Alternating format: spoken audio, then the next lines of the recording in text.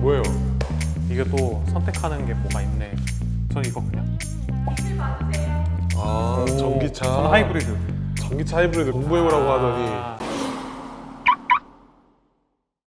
안녕하세요, 로너 여러분. 안녕하세요. 네, 뭐 인트로에서 보셨겠지만 네, 오늘은 그럼 전기차 대 하이브리드 한번 시작해 보실까요? 네. 자, 오늘 저희가 그래서 하이브리드 대 전기차, 전기차 대 하이브리드 이렇게 진행을 해볼 텐데, 저희가 사실 이제 요 하이브리드 차량이랑 전기차 특징을 이제 파워트레인별로 나눠가지고 이제 장단점을 말씀을 드릴 거예요. 네. 그래서 들어보시고 이런 장단점이 있구나, 이게 나한테는 맞겠네 이러면은 이제 어느 쪽으로 갈피를 잡아보시면 되고요. 또 이제 저희가 또 뭘 말씀드리죠? 구매 전에 이제 어떤 부분을 고려하면 좋을지. 맞아요. 왜냐면은 덜컥 이제 뭐 다들 전기차 요새 많이 타는데 하이브리드 많이 타는데 나랑 맞나?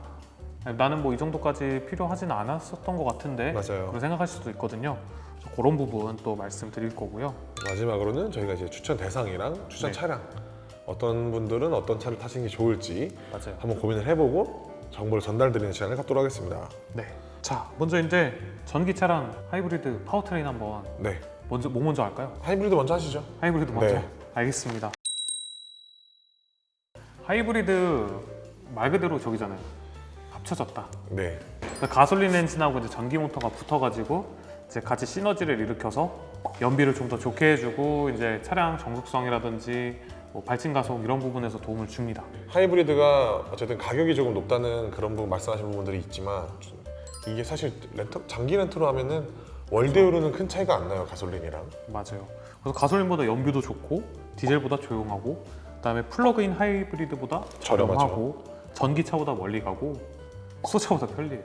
그리고 사실 최근에 이제 디젤 차량이 이제 그동안 친환경 막 클린 디젤이다 했는데 디젤 게이트가 한번 터진 다음에 디젤에 대한 친환경성에 대한 의심을 가지게 되고 가솔린 차량들이 점점 다시 주목을 받게 됐잖아요. 맞아요. 그러면서 거기다가 이제 더 친환경에 가까운 하이브리드 차량이 더 각광을 받게 됐고요. 확실히 최근에 디젤 차량들은 다 막 단종 맞아요. 그러면서 하이브리드의 포션이 좀 많이 넓어진 것 같은 느낌이기는 해요.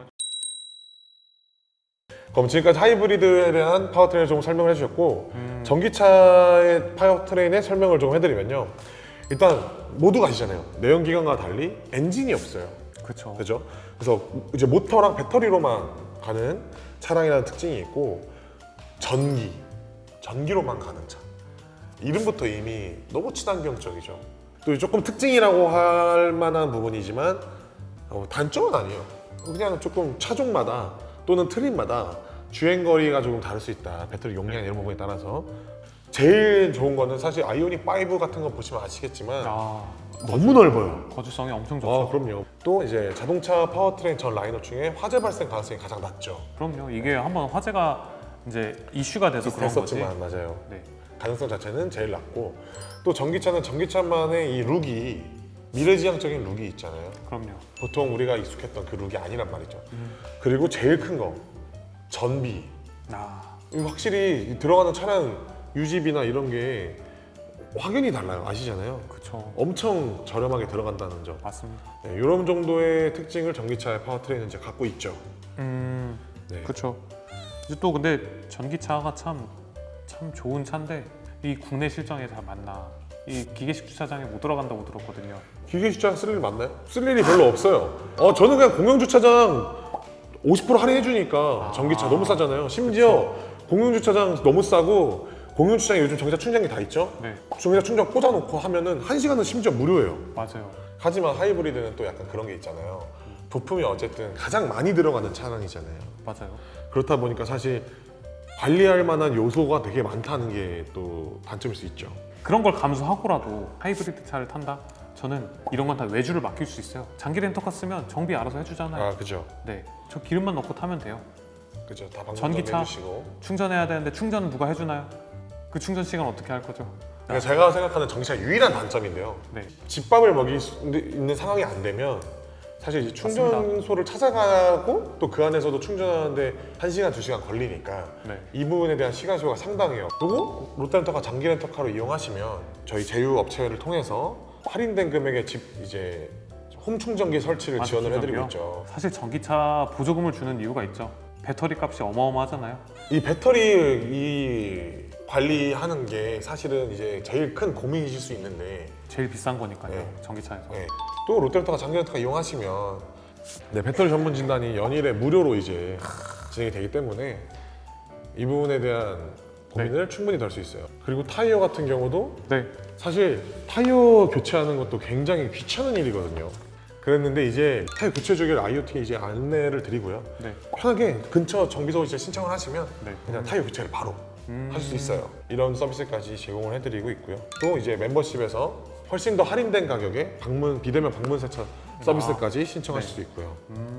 그렇기 때문에 네. 사실 차를 잘 모르셔도 특히 전기차 뭔가 어렵다는 느낌이 강하잖아요. 그렇죠. 하지만 이런 단점들을 충분히 상쇄할 수 있다. 네, 그럼 진짜 전기만 충전하고 타면 되네요. 그죠. 심지어 근데 그 전기만 충전하시면 되는데 이 전기도 사실은 요즘 가장 큰 그런 고민이 비싸졌어요. 그거예요. 점점 비싸지고 있고 그래서 이 부분에 대한 고민도 분명히 있으실 텐데 또 이게 롯데렌터카 전기차 장기렌터카를 이용을 하시면 네. 자꾸 이렇게 말씀을 드리게 되지만 이런 단점도 상세가 가능하다. 어떻게? 한국전력 충전기는 10% 할인을 해주고요. 네. SS 차저 충전기는 15% 할인을 해주기 때문에 거기다 우리 뭐 또 제휴 카드 있지 않습니까? 네. 신차장 EV 플러스 네. 카드. 이 카드 사용하시면 추가로 또 50% 충전요금 할인까지 중복으로 받으실 수 있으니까 지금 전기차를 타는 것만으로 엄청나게 많은 혜택을 받을 수 있기 때문에 말씀하셨던 단점들 중에 대부분이 상세가 가능한 이런 풀 패키징 서비스가 있습니다. 하이브리드 그에 준하는 서비스 혜택을 제공하고 그죠? 있습니다. 멤버십 혜택을 다 받으실 수 있으니까. 네. 네. 그래서 지금까지 이렇게 이제 전기차랑 하이브리드의 네. 어떤 장단점을 조금 살펴봤는데 그럼 구매할 때 이제 이걸 다 고려해가지고 어떤 내용들을 조금 검토를 해봐야 될까요? 뭐 지금 유류가 굉장히 높게 올라갔다가 지금도 조금 떨어지긴 네. 했지만 그래도 부담스러운 수준이시잖아요. 그렇기 때문에 이제 연비 좋은 차들을 많이 찾으시는 거고 또 정비 부분도 굉장히 스트레스를 많이 받으실 텐데 저희 신차장 장기 렌터카로 하면 IoT 장비가 달려 있어가지고 저희가 방문 정비를 신청을 하실 수가 있습니다. 그러면 엔진 오일이나 이런 부분도 굳이 알아보실 필요 없이 그렇게 교체하는 부분도 굉장히 편하고요. 친환경차 세제 혜택 아까 말씀드렸던 뭐 개소세도 할인해주고 맞아요. 공영 주차장 할인도 해주고 차량 이부제 제한도 면제되죠. 네. 그 다음에 이제 뭐 자동차 세금 같은 경우에는 배기량에 따라서 매겨지기 때문에 요거는 저렴하진 않은데 보통 근데 대신 하이브리드 차량은 배기량이 낮죠. 맞습니다. 네. 이 하이브리드 굉장히 편하게 차량을 타고 싶으시면은 네, 괜찮은 것 같다. 괜찮은 것 같고 뭐 추천해 주실 만한 차량들이 있을까요? 그럼요. 요새 정말 뭐 디로 하이브리드 잘 나왔죠. 옛날부터도 뭐 연비 거의 20km씩 복합 연비로 찍으니까 제일 추천드리고 싶은 거는 사실 중형 SUV 하이브리드예요. 산타페 하이브리드나 소렌토 하이브리드가 평균 연비 거의 15 나오거든요. SUV인데 네. 막히는 도심에서도 10km 이상 충분히 나오니까 얼마나 유류비가 많이 절감이 되겠어요. 심지어 아까 처장이 말씀드린 것처럼 대여료도 되게 싼 편이에요. 그쵸. 근데 이제 전기차는 사실 없어도 못 팔잖아요. 그럼요. 없어도 못 팔기 때문에 지금은 진짜 정말 납기가 오래 걸려요. 아예 뭐 주문도 안 될 정도로 긴 걸로 알고 있는데 이제 이런 부분들은 사실 이제 신차장기 렌터카 저희 롯데렌터카에서 빠른 출고로 이용하는 게 어떨지를 또 고민해 보시면 좋을 것 같고 이제 전기차를 구매하실 때 제일 또 무서운 거는 보조금 신청 과정 이런 것들이에요. 왜냐하면 이거 내가 모르니까 해본 적이 없잖아요. 이런 부분도 사실은 또 제가 계속 강조하지만 장기 렌터카 이제 이용하시게 되면 이런 부분은 다 롯데렌터카에서 알아서 해주시기 때문에 차만 타시면 돼요. 월 대여로 내고. 그래서 이제 구매하실 때 전기차 이게 전용 플랫폼이 차량인지도 고민을 하시면 좋을 것 같아요. 이게 사실 내연기관차에서 드러내고 만든 것들은 실내 이런 부분들이 확실히 좀 맞습니다. 전동화 모델하고 네. 확실히 순수 다르기 모델하고는 때문에 전기차 전용 플랫폼을 이용하시면 훨씬 더 정말 오롯이 전기차의 감성을 느낄 수 있을 것 같습니다. 그래서 사실 전기차는 조금 아쉬운 단점 중에 하나가 지금 구매할 수 있는 모델이 막 이렇게 많지는 않아요. 그렇잖아요. 그렇죠. 그래서 지금 신차 다이렉트 들어오시면 이제 EV6랑 아이오닉 5 이런 특가 차량들 보실 수 있으시고요. 그 외에도 이제 테슬라 모델 3 같은 경우도 이제 시가로 바뀌었지만 이제 저희한테서는 6,900만 원 그냥 차량가로 정해진 차량가로 대여료를 다 산출해 볼 수 있기 때문에 요거까지도 고려해 보시면 좋을 것 같아요. 한번 오셔서 한번 견적 한번 스스스 뭐 5분도 안 걸리잖아요 이제. 3분? 네, 스스스 내보시고 그리고 이제는 뭐 대여료도 아예 나와 있더라고요. 네, 바로 보여주니까 고민해 보시면 좋을 것 같습니다.